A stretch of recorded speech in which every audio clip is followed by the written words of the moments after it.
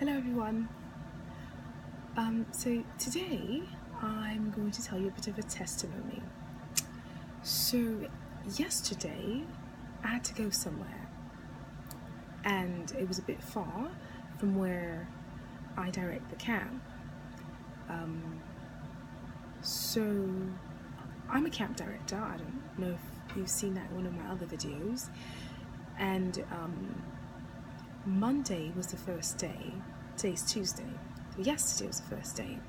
Anyway, so I collected a lot of money and I put it all in a wallet that I had. And as there were quite a few students and parents coming in with cash, I had to put the wallet away. So I left it in my office until I had time to put it in the register. Anyway, so throughout the day, I had no need for my wallet, so I left it in the office. And at 2 o'clock, when the summer camp ended, I had to be off to go to an appointment, which was rather far. And being that it was like, I think the appointment was for 3 o'clock or 3:30, and camp ended at 2, so I left around like 2:15. Anyway, I took a taxi, and when I took the taxi, I hopped in. I didn't even ask the guy how much it would cost because I really didn't know, so I really couldn't negotiate prices. Anyway, so I got in the taxi and we were off, and I was famished, and since I didn't eat throughout the whole day, I run the camp, so everything I do it. My aunt does some things also, but anyway, I didn't have time to eat. So in the taxi, I was having a bit to eat, so I really wasn't paying as much attention. Every once in a while, I'd look out the window, and when I did, it seemed as if I was on track, like I was where I was supposed to be. So the last time I looked up, I was in a certain place, and then I kept on eating. I was on my phone, and then the next time I looked up, I was in a total different place, like as if he was, instead of turning up, he went down. And so I was going to go to King's Plaza. I don't know if you know New York, then you might know where King's Plaza is. But I ended up being downtown Brooklyn, right? That's like the total opposite direction. And so I was like a bit shocked. But in the same instant that I noticed that he was not where he was supposed to be, the driver said something, and he was like, "Oh, I made the wrong turn. I was supposed to have turned up and not down." And so I was like, okay, so he knew what he was doing, or he kind of figured it out on his own, so I needn't say anything. And I'm a calm individual. I don't really like talk, out of turn, or like get frustrated and upset and, show people that I am in any way if I can help it. So I wasn't going to say much anyway, especially that he figured it out. Anyway, so I didn't say anything, and I went back to the phone, right? He's of my country. He's Haitian, I'm Haitian. So he said what he said in my language, and I was like, okay, he figured it out, whatever. And so I went back to the texting. And so then when I looked up, I saw the same building that I saw last, like 5 minutes ago, a second time. So then I was like, okay, now we're going out around in circles. So I was like, I have to say something. So I said, "Excuse me, sir, are we lost? Did I not see that building already?" And then he was like, "You noticed that too? Because I just saw it twice myself." So then I was like, okay, so where are we exactly? And he's like, "I'm not sure. Do you know?" And I was like, "It looks like we're near the library, so how about you just find the library?" And the library I was referring to, if any of you know Brooklyn, or that region of Brooklyn, it was Grand Army Plaza Library. So I thought that's where I was, since I saw like trees and such. So I thought I was near Prospect Park. So it's like, yeah, just go around the park and get to the library. So he's like, "Library?" I'm like, "Yeah, the big tall the big library with the golden things in the front and of Egypt and such, and the eye, and the library." He's like, oh, that library, okay. And so I thought he knew what he was doing, but he still didn't. So then I was like, let me put it on GPS. And then he goes, you had GPS? Why didn't you say so? If you had told me, we would have been there a long time ago.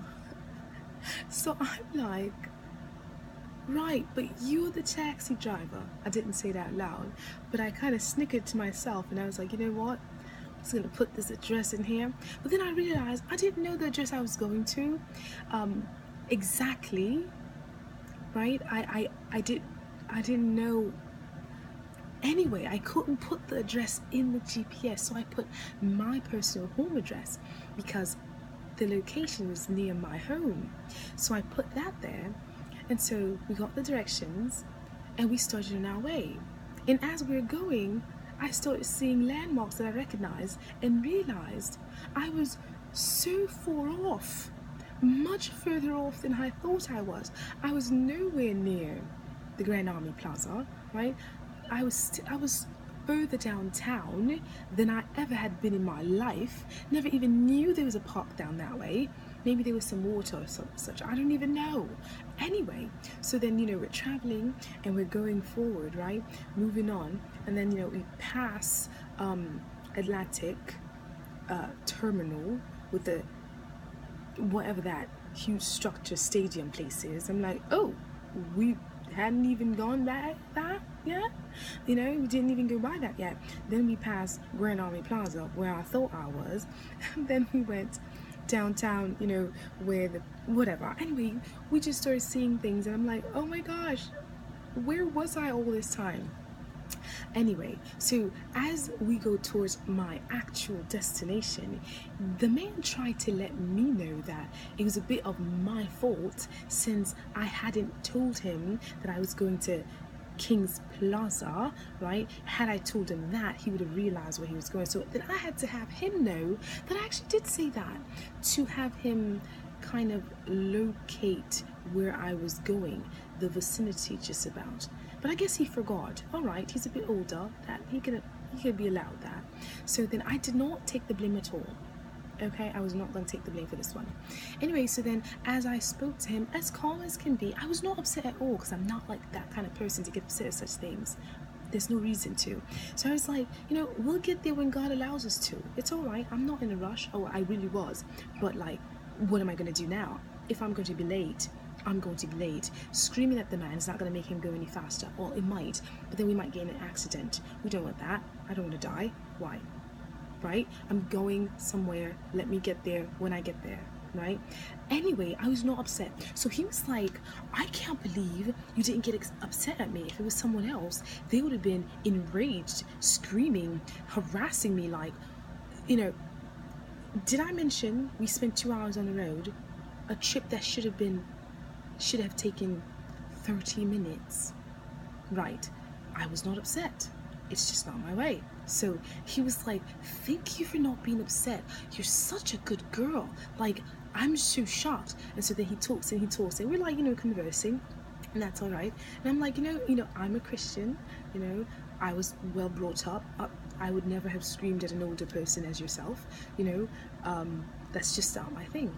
Anyway, so you would think that's the end of the story, wouldn't you? It would have been nice had it been, but it's not. So we go on, right? And we get to my destination. I reach into my bag to get my money to pay the man. Do you remember the beginning of this whole story? Where had I had my wallet?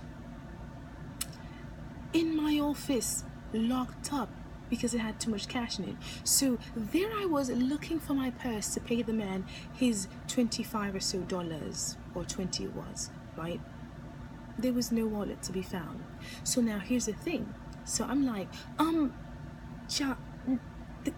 I left my wallet. He's like, no, take your time, look for it. It's there. I'm like, no, it's not. It's not there. And so then I'm thinking to myself, what am I going to do? After having spent 2 hours on the road, I'm now here. I have no money to pay the man, right? And so then I thought, what to do? So my dad, as I told you, I live in the vicinity. So then I was like, let me call my dad. So then I call my dad. Luckily, thank God, he picks up. So I was like, Dad, do you have a 20 on you?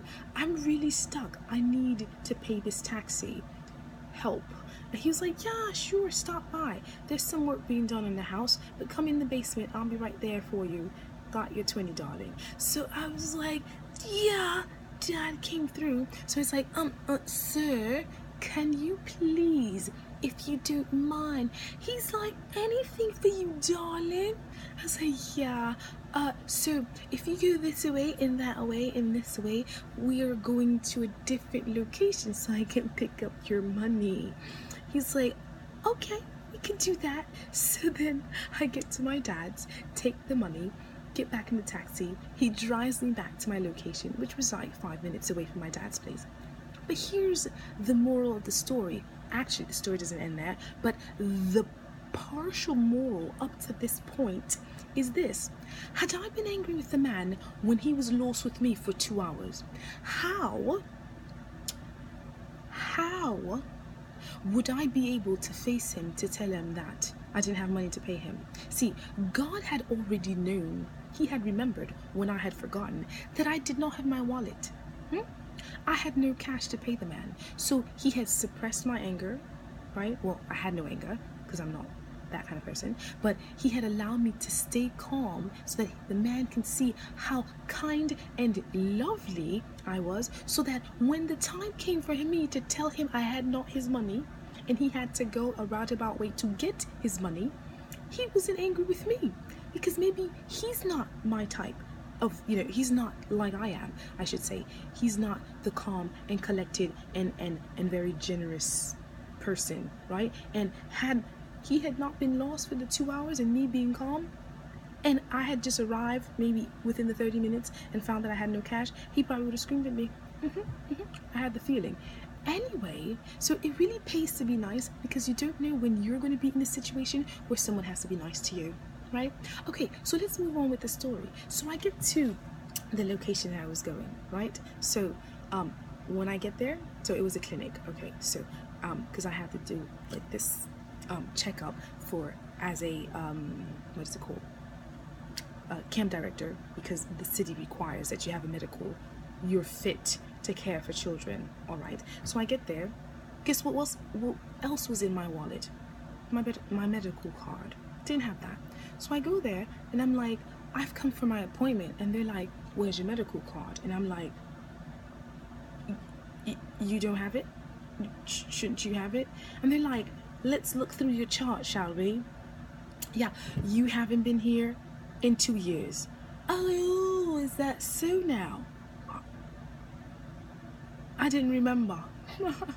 So anyway, so the lady's like, you're self-pay. So you can stay and do your appointment if you had cash.